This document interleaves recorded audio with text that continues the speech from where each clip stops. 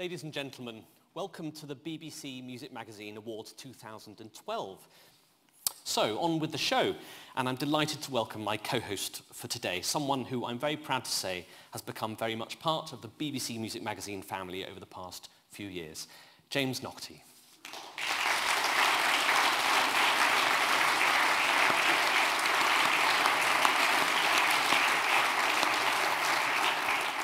Thank you very much, Ollie, and welcome to you all from me as well. It's a great pleasure to be here and to be able to say something. I was, very briefly, what we're going to be celebrating over the next hour and a half or so is a commitment to excellence in performance, to the development of new talent, a commitment to the art of composition, to the commissioning of new music, to the rediscovery of repertoire which has perhaps withered on the vine.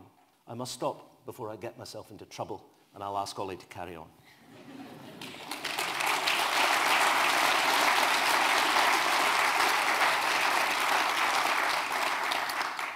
Thank you, Jim. And now we turn to the reason why we're all here today, the BBC Music Magazine Awards themselves.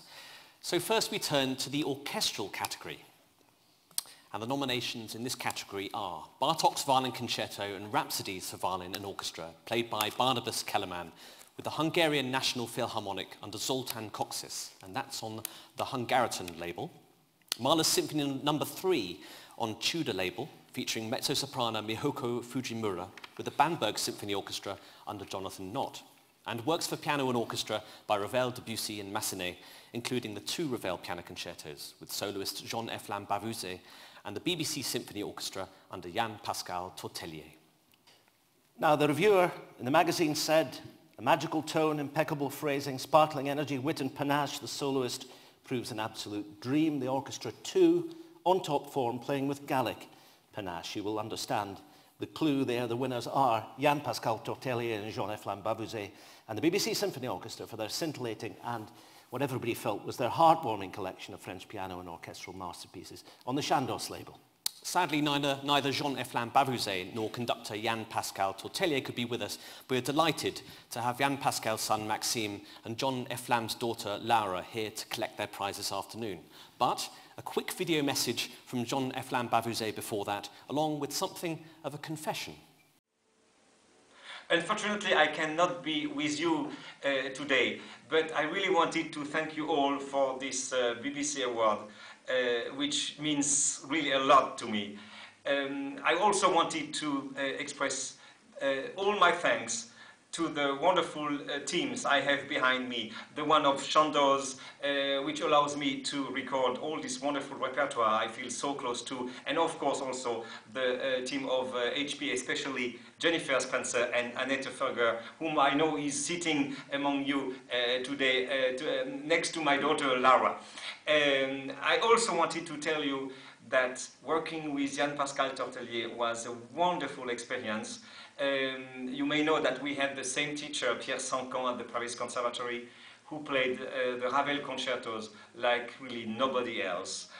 I don't know exactly what Jan-Pascal told you, but there is something I must confess. In the Ravel left-hand concerto, there are 2 notes which I actually play with my right hand. I've never done that, of course, in concert, but in the context of the recording, I somehow indulge myself with this liberty. So, many thanks and cheers to you all. My father obviously is very sorry that he couldn't make it this afternoon. We can either organize a live conference call because he's tucked in bed somewhere in Beijing. So, but he did have a few words that he wanted me to say to you, so here they are. I am just told that Jean-F. Lambavuzet, the BBC Symphony, and even I won the BBC Music Magazine Award. This is sweet music to my aging ears. By the way, it is exactly 50 years since I made my debut in Brahms' Double Concerto at the Proms in 1962. And I would like to thank everybody, in particular good old Auntie and its wonderful BBC Music Magazine, for such a gratifying award. Of course, I wish to thank and congratulate the BBC Symphony Orchestra, which can obviously play Ravel and Debussy with such freshness, or should I say, Frenchness. If time allows, I would like to say that it is once again entirely Chandos's fault. When some years ago Ralph Cousins suggested that I might record the 2 Ravel concertos and the Fantaisie with Jean-Efflam Bavouzet, I must admit I had never heard of him. Then again, my father had never heard of YouTube either, so... But the minute we met, as you can also see from the video, proved instant chemistry, love at first sight. All the more so when we discovered that we had had the same teacher, as you just heard, Pierre Sancan, because you should know that before I turned a failed violinist, I was already a failed pianist. Anyway, this is all how I turned into a conductor. And as such, I take this great opportunity to say thank you once again and vive l'entente cordiale. Thank you.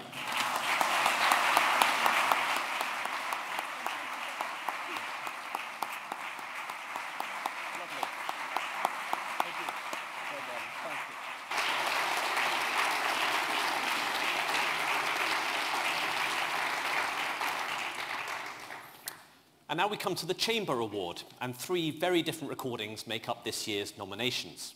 So the first nomination is a recording of 3 of American 20th century composer Ben Johnston's extraordinary string quartets, performed by the Kepler Quartet on the New World Records label. The Jerusalem Quartet earned their 3rd BBC Music Magazine Awards nomination with a recording of 3 Mozart string quartets on Harmonia Mundi, and on Lynn Records, Purcell's Italianate 12 sonatas in 3 parts, performed by the Retrospect Trio. The magazine's review on the winning recording said that it was nothing short of revelatory. I defy anyone not to find something new in these scintillating performances.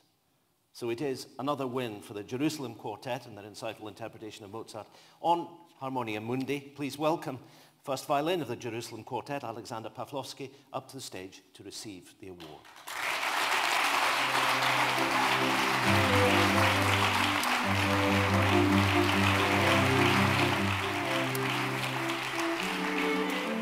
We actually have missed our first award ceremony, sitting all together, 4 of us, in a cab in London, on Regent Street, in a huge traffic. Our cellist, Kirill Zlotnikov, succeeded to come and collect our second award, flying specially from Lisbon to London 2 years ago, but had to stay for another week because all the airports were closed because of volcano in Iceland. This morning I flew directly from Tel Aviv, and all my travel was almost perfect, like allegro vivo tempo on a metronome. I'm really very much excited to be here this afternoon. It is a big honor to receive our 3rd BBC Award for Mozart CD. I would like to thank the BBC Magazine, the jury who nominated our CD for such a prestigious award, and of course our audience and chamber music lovers who voted for Jerusalem Quartet. I would like to express deepest gratitude to wonderful Harmonia Mundi team, everyone who worked on our CD and Teldex studios in Berlin, and our fantastic producer Martin Sauer, who made all this possible. And finally, I would like to thank to Wolfgang Amadeus for such a genius music. Thank you. Congratulations. Lovely to see you. Thank you very much.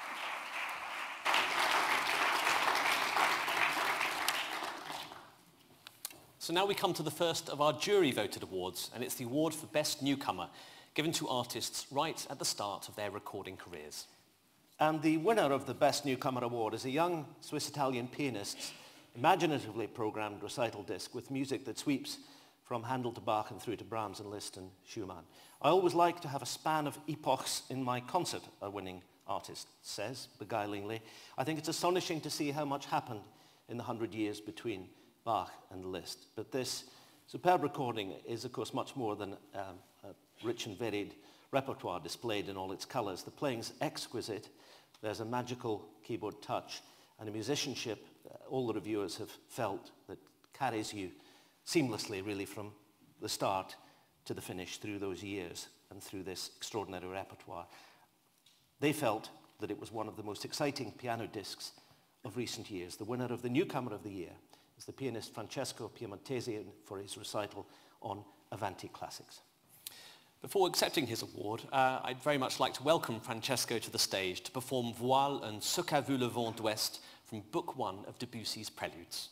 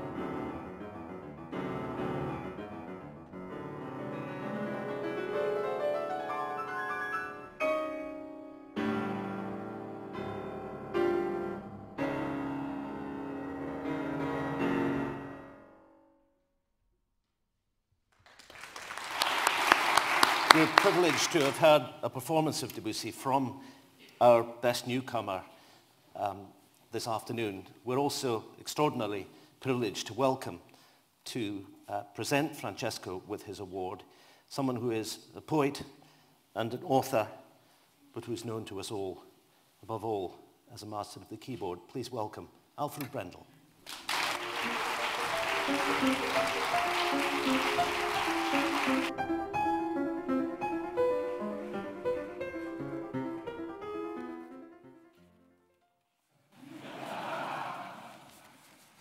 It is most gratifying that in a time when some careers are made with the excessive help of promotion, there is a young pianist, a real talent, a pianist of natural poise and grace, of wonderful technical equipment, and of the ability to remind us what beautiful playing means. Cantabile playing that is colorful, luminous, and harmonious, without in the least lacking tension and atmosphere. I congratulate Francesco Piemontesi very warmly and wish him a wonderful future. And I congratulate the producer for the lovely sound on the record.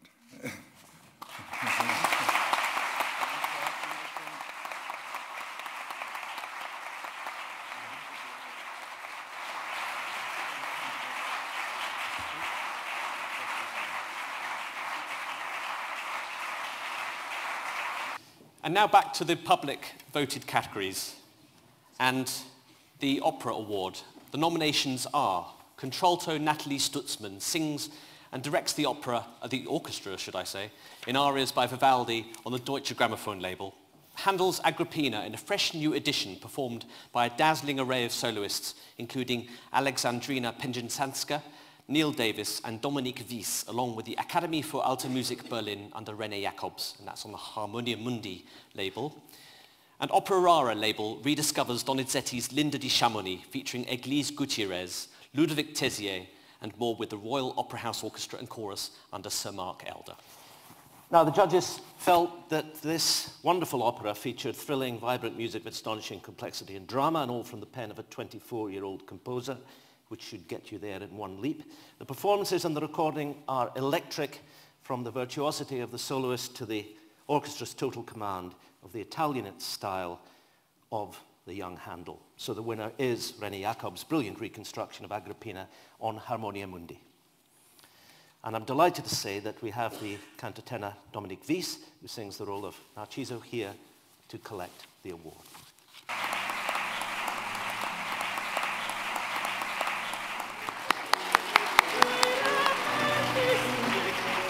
So on to our next jury award, and this time the Premier Recording Award for a disc of previously unrecorded repertoire which most impressed the jury, both for the quality of its performance and for the quality of the repertoire being recorded for the very first time. And it's a delight to say that the winning recording is of Sir Harrison Birtwhistle's Night's Blackbird, The Shadow of Night, and The Cry of Anubis on the NMC record label, performed by the Halle Orchestra under Ryan Wigglesworth. Extraordinary music that was described by BBC Music Magazine in the review as among the most powerful orchestral pieces of recent years. These are grim but beautiful nocturnes full of poignant menace, the magazine said, and Ryan Wigglesworth and the Halle give performances of amazing concentration, accuracy, and passion, aided by recorded sound which has a matching depth and clarity. To present the award to Sir Harrison Birtwhistle, please welcome Alfred Brendel to the stage once again.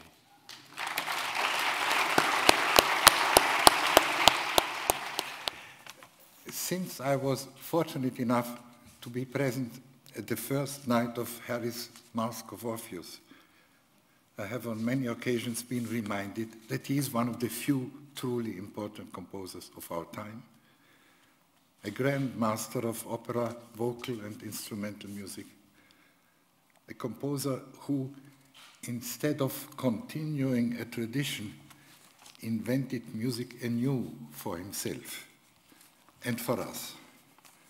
It is this ability to create music and myth out of nowhere and keep the tension over wide stretches without functional harmony that to me has something mysterious about it. Harry is a musician sui generis, an incorruptible presence. I salute him warmly.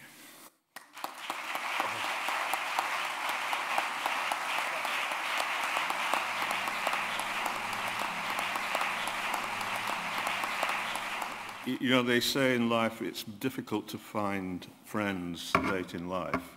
And Alfred I've known now for, well, 10, 15 years, and I consider him a friend and a wonderful. Thank you, Alfred. I feel a bit of déjà vu here because this was awarded from the gramophone I got for the same thing. And,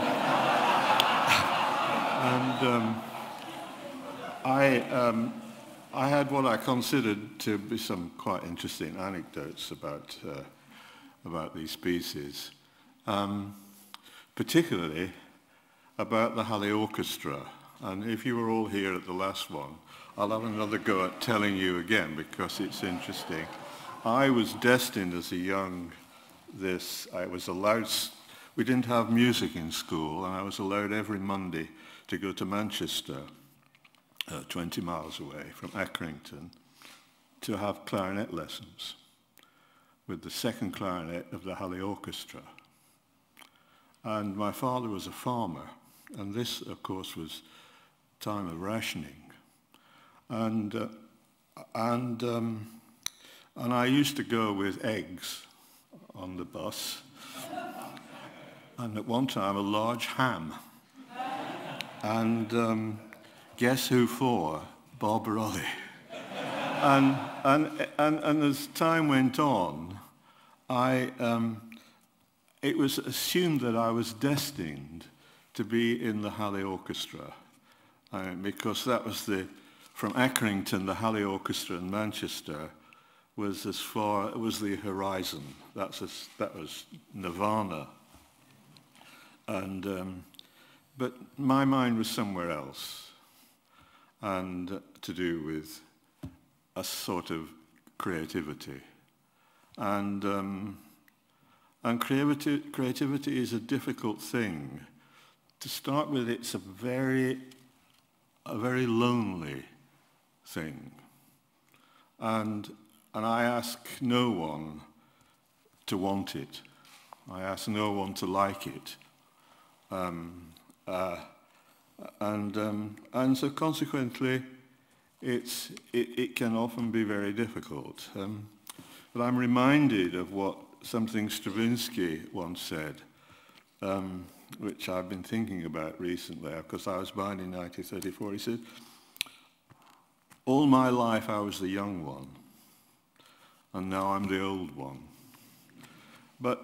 And I sort of feeling a bit like that again, but I'm not sort of feeling that in my craft and sullen art.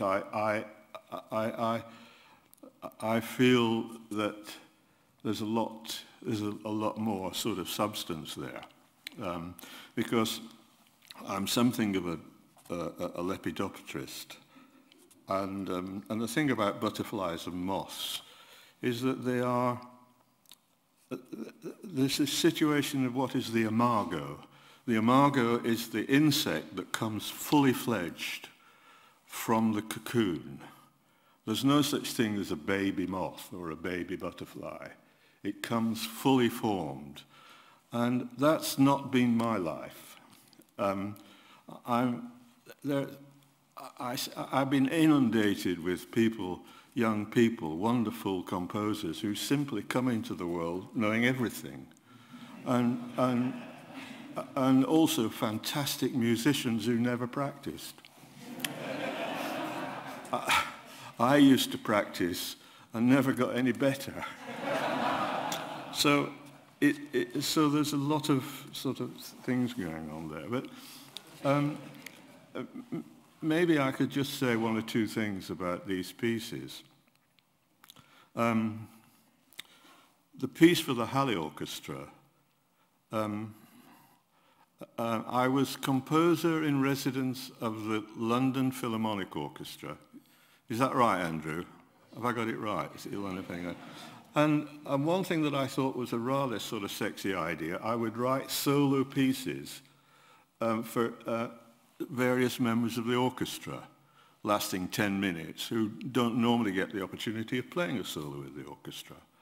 And I was going to write a cor anglais piece, a viola piece, a trombone piece. And I wrote the tuba piece, which is wonderfully played and conducted by and played by the Halle. Terrific. But anyway, I wrote the piece very soon after they sacked me. And this is the only piece but it's quite an interesting idea.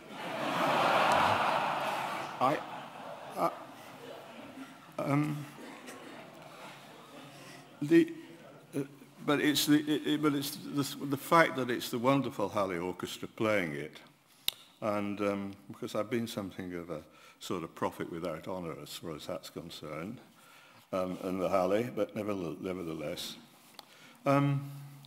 The other piece was commissioned by the drug company Roche, who were very enlightened, and I have to thank them, and I think that they made a contribution to this recording. And then in the end I have to thank people who I work with, like my wonderful publishers and the editing people, who's Sally Cox, who goes through every single note I write, and very often a lot of wrong notes, and the most embarrassing question you can ask a composer, which is this note right? The Duke of Edinburgh said to me, I have problems with your wrong notes. And I said, well, in fact, they're all wrong. It's the right ones you have to worry about. And then there's my agent, Andrew. He is the sort of terrier of the musical world, and it goes on. I'm sure there's people, but I thank you and the honour for this. And remember that we composers invented music, not performers. Thank you. So now we move on to the Choral Award, and the nominations in this category are Parry's Songs of Farewell, along with other masterpieces by great English choral composers, sung by Tenebrae under their conductor Nigel Short, and that's on the Signum label. On the Chandos label, Steve Reich's Desert Music and Three Movements, performed by Chorus Sine Nomine and the Tonkünstler Orchestra under Christian Järvi. And a second nomination for Tenebrae and Signum Classics, this time their performance of Victoria's Requiem and music by Alonso Lobo. The jury said that the choir had everything. Deep musical insight, technical finesse, utterly mesmerizing balance and poise, and each bar, they thought, of the glorious repertoire was beautifully shaped in the tuning and the blend, unrivaled in this music. The winner is Tenebrae's recording of Victoria's Requiem and Lobo's Lamentations. And it's a great delight to us all, as you can see now, that members of Tenebrae are with us today. And before they collect this award, please welcome them to the stage to sing Alonso Lobo's Versa et est in Luctum.